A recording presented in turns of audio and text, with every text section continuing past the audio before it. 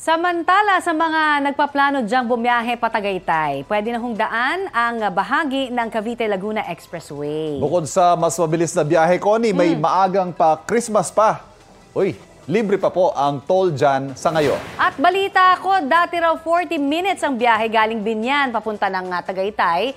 Dahil po sa bagong bukas na kalsada na yan mula Silang East hanggang Aguinaldo Highway na yan, magiging 15 to 20 minutes na lang daw ang travel time. Paluluwagin din daw ng kalyeng yan ang traffic sa ilang bahagi ng Santa Rosa sa Laguna.